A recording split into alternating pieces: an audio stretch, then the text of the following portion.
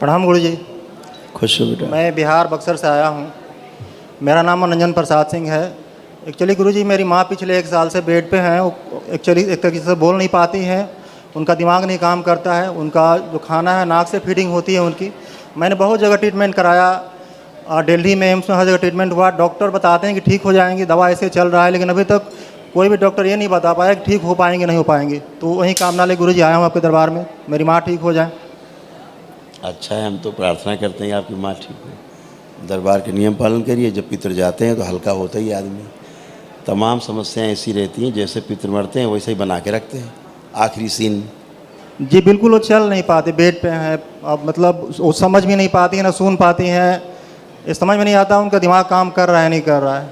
आपको लगता है काम कर रहा है दिमाग उनका? वो अर्ध कोमा की स्थिति में है वो।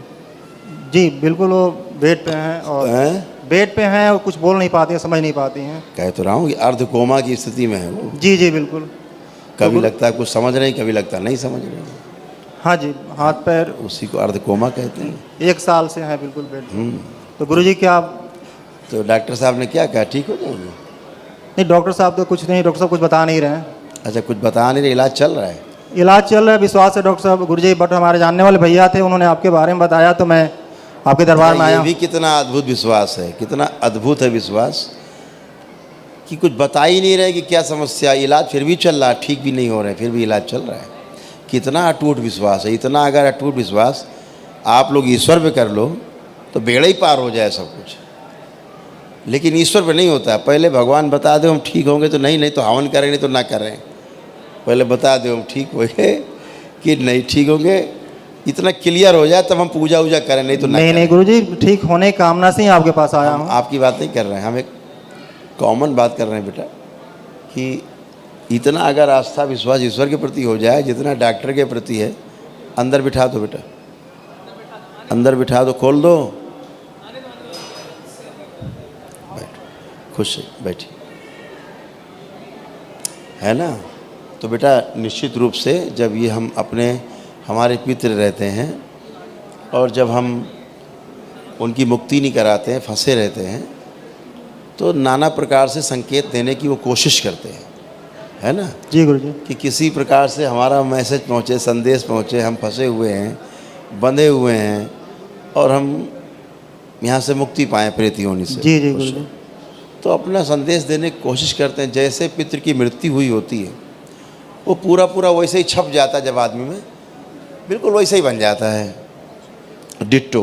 जी गुरु जी। देख रहे थे जैसे कल आए थे, पूरा परिवार था, आपने देखा होगा। तब उनकी दोनों टांगें कटनी थी। जी गुरु जी। मैदानता में ये हुआ कि दोनों पैर कटने हैं एक साथ। अब बुजुर्ग हैं बेचारे 80 साल के। जी गुरु जी। अब 80 साल की उम्र में टांगें भी कट जाएं, जी जी गुरु जी। हैं तो क्या होगा? जो बेचारे अभी पड़े बिस्तर पे वो भी नहीं। जी गुरु जी। और उनकी सब नसें सूख गई, पैर की पूरा डेड हो गया। मैदानता कह रहा साहब तुरंत पैर काटने पड़ेंगे, नहीं तो मर जाएंगे ये। जी गुरु जी। पैर जल्दी कटवाओ, दोनों पैर एक साथ काटो, मतलब एक नहीं दोनों पैर एक साथ काटो। जी जी गुरु जी। अब दरबार क्या देख रहा है कि ऐसा पित्र जो ऑलरेडी मरा हुआ है उसकी 2 टांग पहले से गायब में कटी हुई हैं। अब जब वो पित्र आगे रहेगा पूरा छपा हुआ, ठीक है जी गुरु जी। तो उसके नीचे के पैर हैं ही नहीं जब, तो उसके पैर के सेंसेशन जिसके साथ रहेगा, पैर के नीचे के सेंसेशन बंद हो जाएंगे। जी गुरु जी। खून की सप्लाई, ऊर्जा की सप्लाई, ये सारी ऑक्सीजन की सप्लाई सब बंद हो जाएगी। जी गुरु जी। तो बंद हो गई, नसें सूख गई नीचे की। अब दरबार देख रहा है कि अरे ये तो इसके पैर ही नहीं जो बैठा हुआ है। जी जी।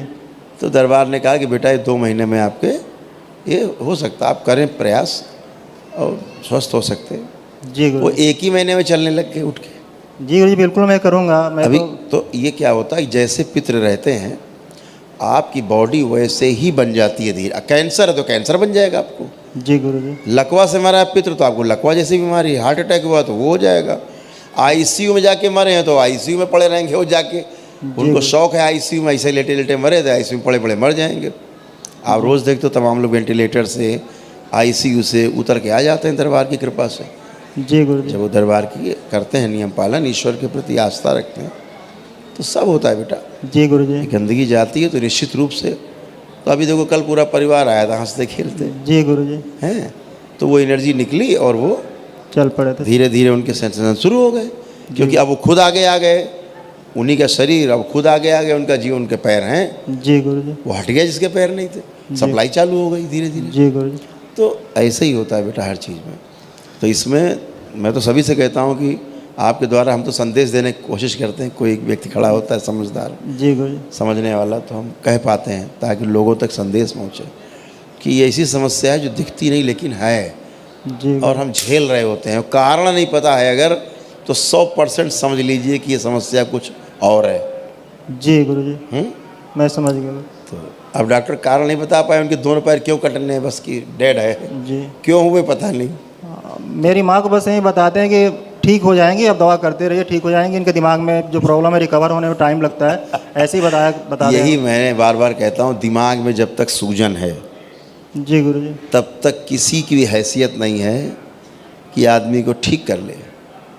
जी दिमाग की सूजन सबसे बड़ी समस्या है। जी गुरुजी, और स्थूल शरीर में जो सूजन है वो तो है, स्थूल शरीर के पीछे जो 6 शरीर हैं जी गुरुजी, वो सूजन उनमें है, क्योंकि सोचते विचारते वो शरीर है। जी गुरुजी, फिजिकली प्रॉब्लम इसमें दिखती है, हाड़ मांस के शरीर में, तो पीछे वाली सूजन भी दूर करनी होती, सूक्ष्म शरीरों की भी। जी जब तक उनकी नहीं दूर होगी तब तक इसकी नहीं दूर होगी, कभी दूर नहीं होगी। जब तक वो गंदगी सूक्ष्म की नहीं हटेगी तब तक स्थूल ठीक नहीं होगा, जी गुरुजी, और इसीलिए लोग बीमार रहते हैं और मरते जाते हैं बेचारे। तो करिए, निश्चित रूप से लाभ होगा। ठीक है गुरुजी, ठीक है। प्रणाम।